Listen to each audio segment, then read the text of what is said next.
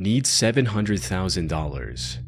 On November 6, 2015, a Reddit user named Bangarang made a deeply concerning and odd post on the site reading, "Needs $700,000. What do? I need it by January 2016 or I'm dead from the mob. What are my options though?"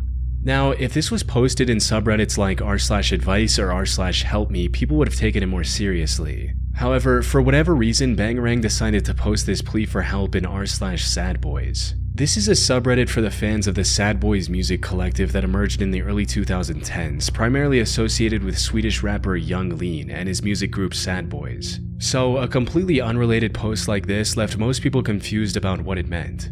Not sure if this is real. So confused. What is this? Some users wondered if this was some obscure reference to Sad Boys music. Is this a reference to Lean being worth $700,000?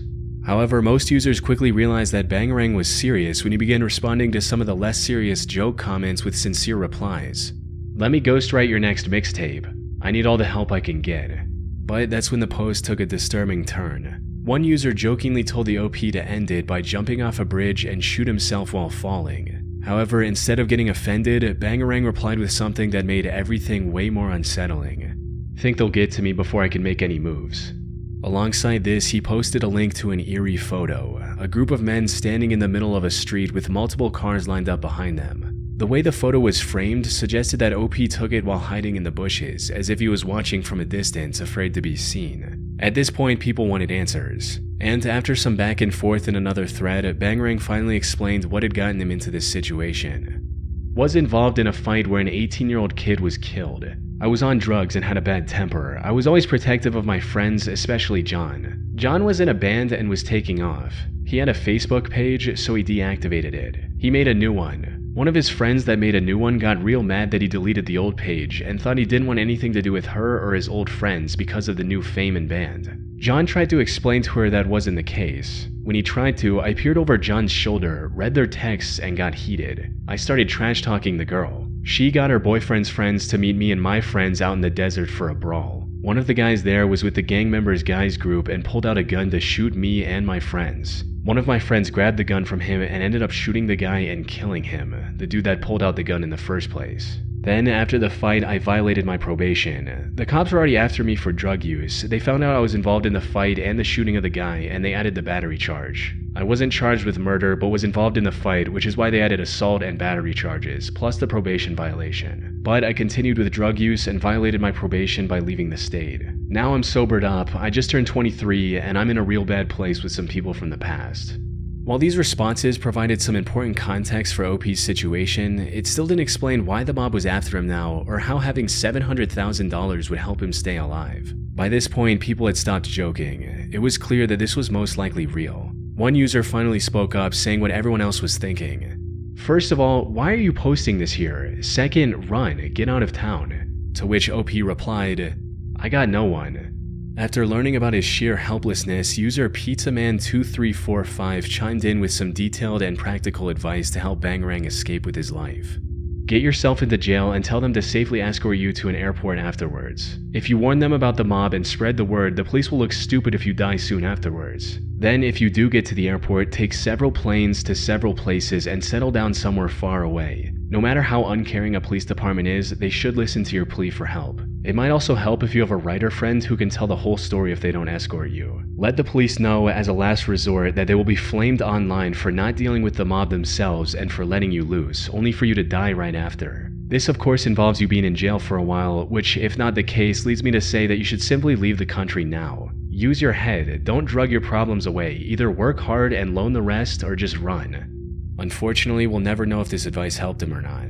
A day after making the original post, Bangarang stopped replying to any more comments and hasn't posted anything on Reddit since. As for if the story was legit or not, we have no way of knowing for sure. The Bangarang account was likely a throwaway since it was created the same day as the post. I also tried reverse image searching the picture he posted, and while there are many similar looking images online, I couldn't find anything that matches the OP picture to a T and predated the Reddit thread. And since Bangarang didn't provide any clues about his location, I couldn't find any relevant news articles from that time either. Most users under the original thread believe the OP was likely caught and killed by the mob. However, it's been over 9 years since the original post with no updates since, and I doubt we'll ever learn the truth. Dog Operation. On the 31st of March, Reddit user City, State posted a disturbing entry on the Reddit Bureau of Investigation subreddit. The title of the entry was, "What could have been the reason why someone operated on my dog?" It read, "I originally posted this to another sub, now deleted, and was insisted that I repost this here instead. I live alone in a suburban area, and when I go out, whether it's for work, social gathering, shopping, or whatever, I leave my dog, he's a Labrador, to play in my backyard with plenty of food and water. He's a pretty healthy dog, normal weight, and had nothing wrong with him. I would say I live in a pretty safe neighborhood and never had anything bad happen to my dog while I was away. Yesterday, I came back home from work in shock to see that my dog had been stitched up. In shock, I immediately rushed to him, called and took him to a vet. I visited the vet for checkups, so the vet knows him. Strangely, the doctor who was inspecting him said that whoever was operating on him actually did a pretty good job, and for whatever reason took out part of his fat. The wounds are of both his lower and upper belly, pictures here. Luckily, he isn't in any danger, but the doctor said he would be in some pain for some weeks, normal for wounds. I was prescribed painkillers and antibiotics for my dog. I was also given a cone for him to wear so he wouldn't lick his wounds. Naturally, I asked him if a Labrador came into the vet today, as in yesterday, and he and the receptionist said no, and they said to their memory it's the first time they saw my dog that day. So this got me and my doctor thinking, either someone operated on him or someone took him to another vet and got him operated for whatever reason. In the meantime, I have reported this to the police and have called other vets around my town, and no luck as of yet. Due to this, I am still unsure what could have caused this. Who and why would someone take parts of fat out of my dog? I don't have any enemies nor any past relationship partners come to mind who may do this. I've also spoken to some neighbors and they said they didn't notice anything strange around the neighborhood or near my house. I also don't have any cameras. People on Reddit quickly began speculating on what could have happened. Some wondered if this was the work of a medical student looking to practice or a budding serial killer. However, neither of these makes much sense. No sane medical student would risk ruining their career by operating on a random dog when there are safer options like ethically sourced cadavers. As for the potential serial killer theory, why would they cut open a dog only to stitch it back and return it to the owner instead of just disposing of the body? But there were some more reasonable theories as well, stating that the dog must have injured its stomach while jumping over the fence. Someone then saw the wounded dog and took it to the vet for treatment before leaving it back in OP's yard. Or maybe the dog successfully jumped over the fence only to get hit by a car, and the person driving the car took it to the vet and dropped it off after the operation. However, a major flaw in both theories is why the person who took it to the vet didn't leave a note explaining the situation. If it was an accident, maybe the person didn't want to get in trouble. But even then, leaving an anonymous note would have been the right thing to do. Some users also consider the possibility that someone might have shot the dog with a pellet gun, either by accident or on purpose. A comment from user Banana Phone quickly rose to the top as it offered a more plausible explanation for what might have happened during the OP's absence.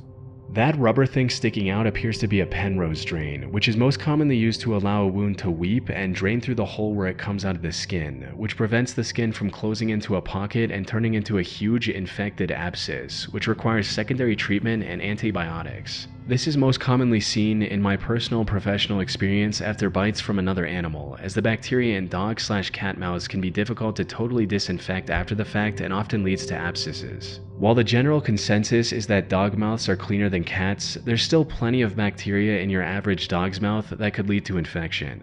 That drain will need to be removed in a few days to a week after the risk of infection is passed. My guess would be, with the size of the incision, another dog got into a fight with yours, whether it jumped the fence into your backyard and picked the fight itself, or somehow your dog was accidentally able to be out of his fence, and the owner felt guilty but did not want to get sued or put their dog down. I double this hypothesis because if they put him back, they knew where he lives, and that means he was probably inside the fence when the incident occurred, and hiding the conflict probably means his dog has a history of aggression, to the point where it jumped your fence and attacked. I suspect a pellet/gunshot less because anyone who would shoot a dog in its own yard is probably not going to have the moral compass to get it treated. Another user, Decent Writer, also backed this theory with a personal anecdote reading, "I'm almost 100% sure someone who has a dog with a bite history attacked your dog and they did not want to get caught. I have a dog with a bite history. If he bit someone or an animal a second time, it would be disastrous, and myself and my partner would both be in jail. They likely got off with a small charge the first time and are on probation, already paying out a ton of money to whoever was the first victim and cannot risk a second person suing them. We've been going through the process for our one dog bite for over 2 years. It has been miserable every single step of the way, and I'm sure that's what has happened here. I'm sorry, it sucks so much. Hopefully they feel guilty and come forward to you one day, in which case you have 2 years from the day of the incident to sue them in a civil court case. I know this because I'm on the other side of that civil lawsuit as we speak. That said, after further questioning from other users, the OP shared additional details about the situation, debunking many of these theories in the process. Edit. People have been asking about my fencing. I am about 5'8", and the main fencing is taller than me. The side fence is about half my height. However, there are other properties around those fencing. So if another dog, for example, got in, I would think the neighbors would have noticed, as the other dog would have needed to go through their properties first before reaching mine. People also are asking if my dog is known for jumping over stuff. No, he's not. So that's why I don't think he hurt himself while jumping over the fence. But that doesn't mean another dog jumped over to him. One of my neighbors, right next to the one of my shorter fence, has a dog of his own. But it's a small poodle, and I don't think they could have done that to a Labrador. Plus, neither of them has shown aggression to each other, from what I've seen. They usually don't even pay each other's mind. No other organs are missing, according to the vet, just the fat removal. It was not a car crash. He has no bones broken, bruises, or anything like that. There was blood, but only around him, normal amount, not anything crazy. So either someone did it and cleaned it, or it was done elsewhere. The picture was taken the day after the vet, the day I made this post, after they examined and gave him a proper clean around the wounds. At least one of my neighbors in the surrounding fencing has a camera, to my knowledge. The footage has been examined by the police and myself, and we couldn't see anything out of the ordinary. The police said they will be going around to see for any other footage. However, with this additional information, the OP mentioned something that made many people question whether any of this was real to begin with. They mentioned that they were gone out for work from 10 a.m. to 3 p.m. for 5 hours, which is not typically enough time for someone to take their dog to a vet, get a complete surgery, and drop it back without getting caught. As one user pointed out, "This whole thing strikes me as suspicious. I've worked in both private practice and ER. OP says they were gone for 5 hours. Even if it happened right when they left, 5 hours is a really short amount of time for this size of wound repair when you factor in anesthesia, sedation, clipping, cleaning. Sometimes takes longer than the actual suturing to remove hair, debris, dirt, etc., then flushing and cleaning the wounds, cutting the skin to remove sections that wouldn't heal well, then actually suturing it, including drains, post-anesthesia/sedation recovery. White dogs plus a bunch of blood requires a bath to remove all the blood. Not to mention the time it takes to get the dog there, check the dog in, get consent for treatment, discharging and explaining meds, paying for it, getting the dog back to OP's yard. But this makes me wonder if it could have been done in this time frame if the surgery wasn't done at a professional veterinary hospital. Maybe the person involved in the incident had a surgical background and did everything themselves off the books. However, this is all speculation, and unfortunately not long after this update, the OP deleted their account and didn't post any new updates on what happened. But before that, the OP did make a post stating that the police were investigating this as a criminal case. However, given their complete silence over the past 4 years, it's unlikely we'll learn if anything ever came of that. Fraudulent nurse. On January 16, 2021, user Pagan Princess 22 made a Reddit post recounting her strangely terrifying experience at a hospital. The post read, "A woman posing as a nurse stole my blood from an Indiana, USA emergency room in 1996 or 1997 when I was 5 or 6 years old.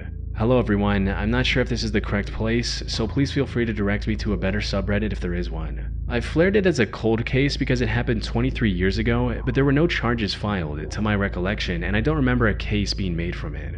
This is a strange story, and I was 5, maybe 6 when it happened, so I don't have a lot of the details. I had recently told my younger sister about this story, and she encouraged me to look into the incident more and see if I could find out either who this person was or if there was a larger pattern of behavior during the time frame. I'm interested in any information you all have to offer / can find on the matter, as I truly just want to satisfy some curiosity. I'm 99% sure any statute of limitations is up, and I'm not interested in reporting something so weird and from so long ago to the police for them to tell me there's nothing that can be done. Now onto the story. When I was around 5 or 6, I got a pretty bad nosebleed that wouldn't stop. I eventually started throwing up big clots of blood as well, and my mother took me to the ER. This would be in / around the Sunman or Indianapolis area in Indiana, USA, but I do not know the name of the hospital.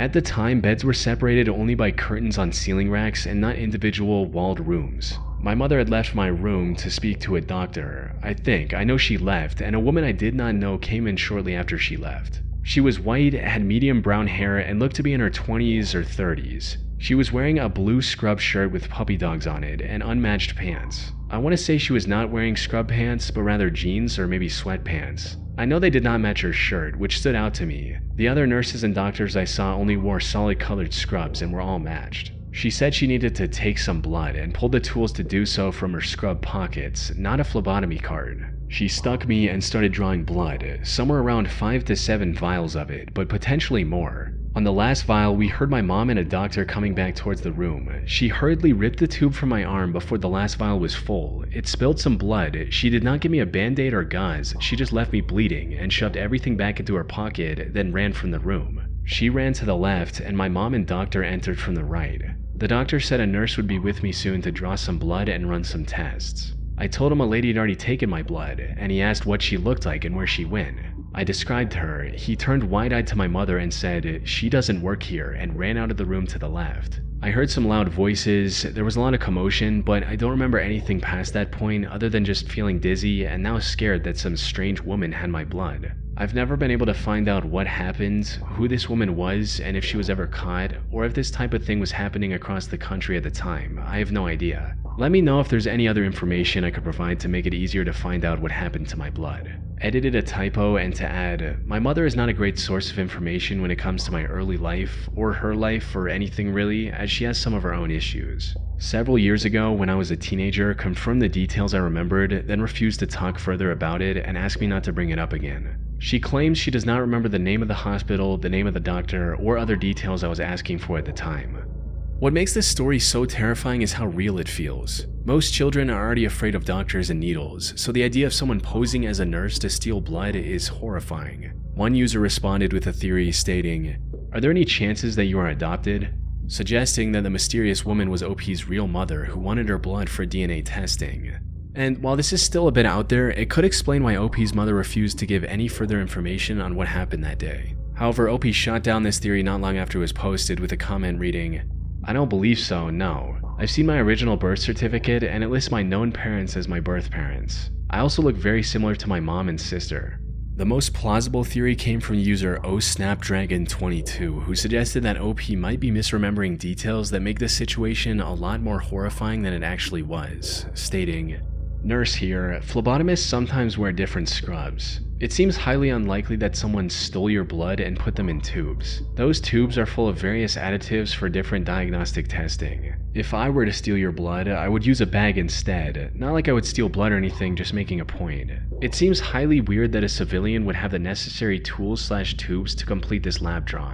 Many blood draws are done with equipment carried in scrub pockets, so not having a cart is not atypical. Supplies in hospitals, especially needles, are required to be locked per Joint Commission/DNV for obvious reasons, drug users, children. Also, blood draw carts are actually an infection risk in some cases. Lastly, hospitals are extremely stranger unfriendly. Every nurse and tech knows who's supposed to be there and who's not. Even when you're a coworker that has been floated from another floor to assist, you are treated as an outsider, and many coworkers still stop and ask you what you need/what you're doing there. This was most likely a flashbulb memory instance, as you were 5 and have a childlike recollection of events, and said yourself that your family/parent is a poor historian. I hope this provides some reassurance for you.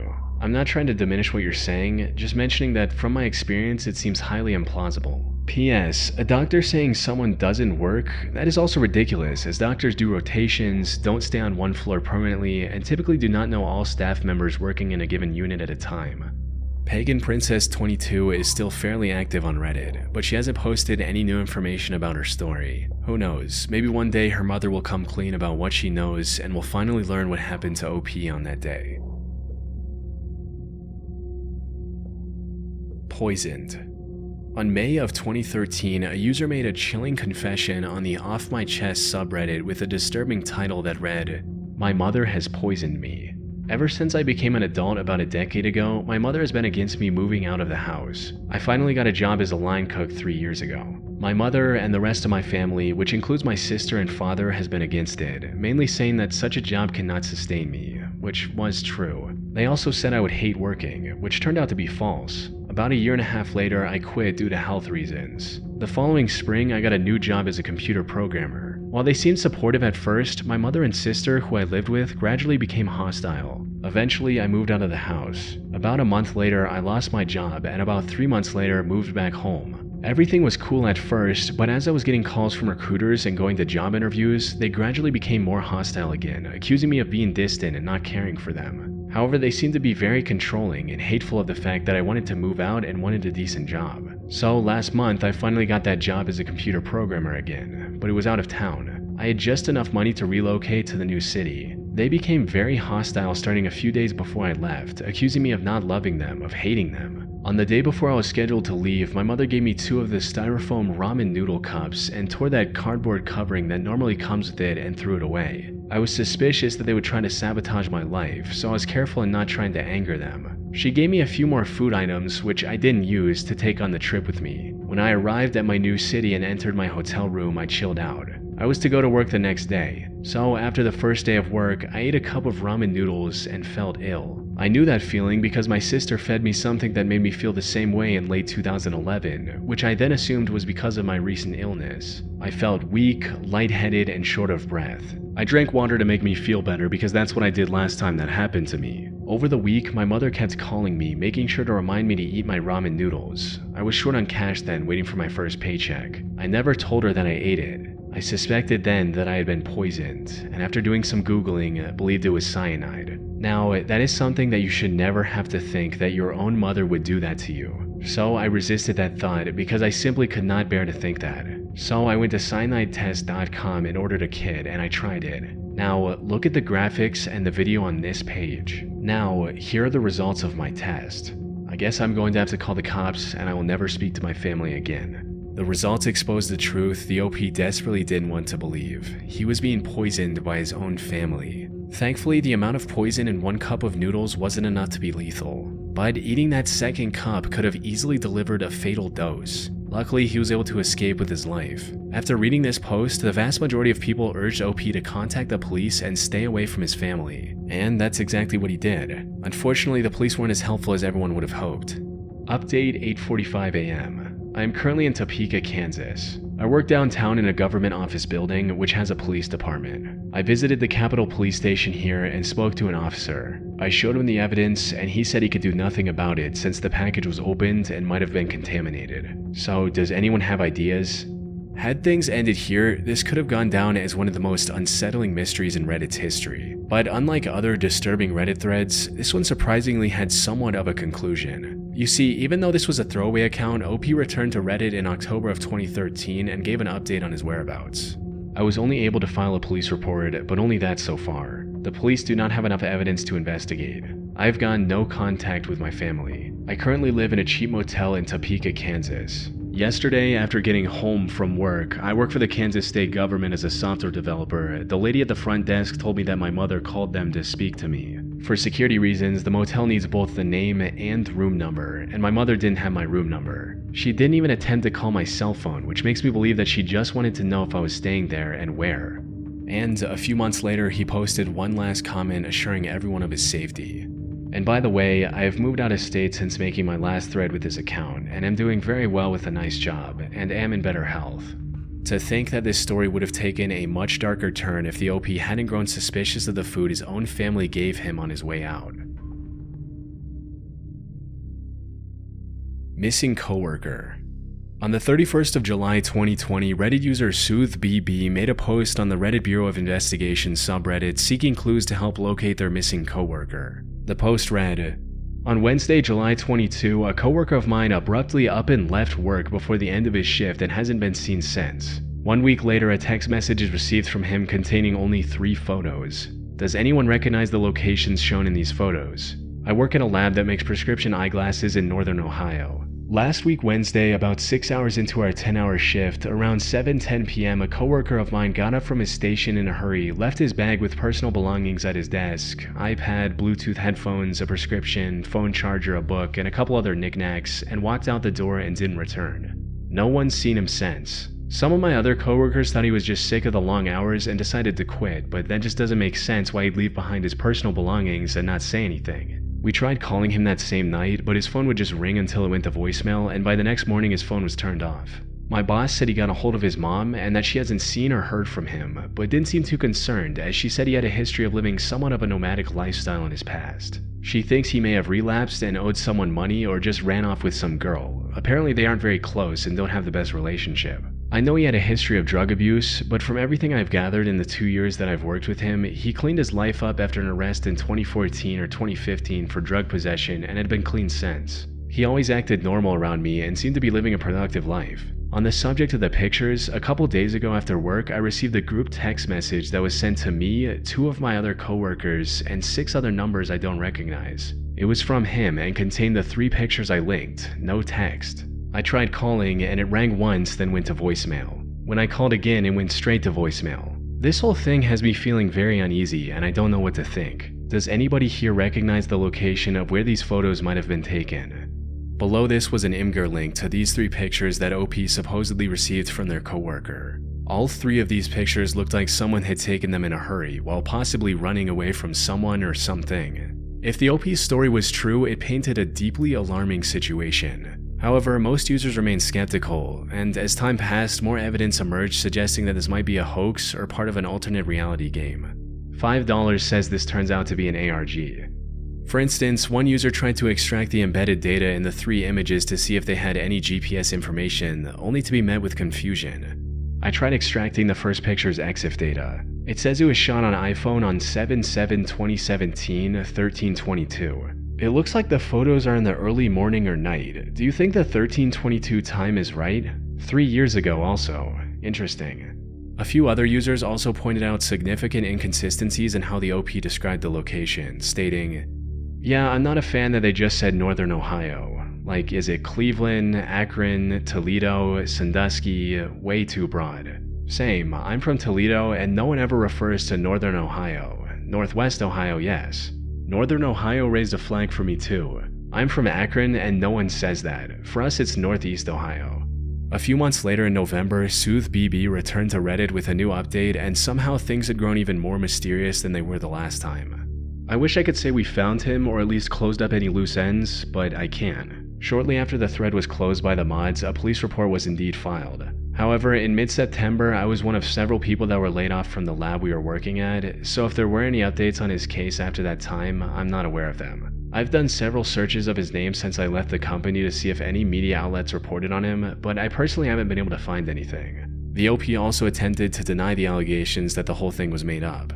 Understandably, many people were suspect of my story, and I get that, but I assure you I've not made anything up, nor have I exaggerated details. I got some slack in the original post for not filing a police report. I realize now that even though nobody else was willing to, I should have stepped up and done it myself. At the time, my perspective was that because I don't know this guy on a personal level outside of work, it really should be up to someone closer to him to do that. But rest assured, a report was filed. Some people did try to take things seriously and even pointed out the strangely timed layoff.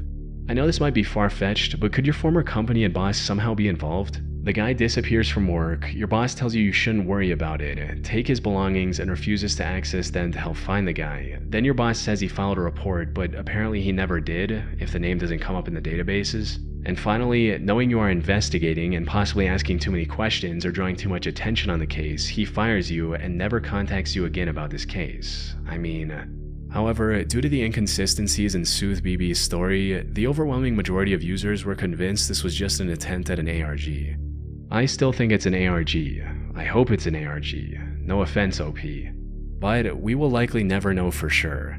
Unfortunately, shortly after posting this update, SoothBB deleted their Reddit account, leaving us with no way to uncover the truth.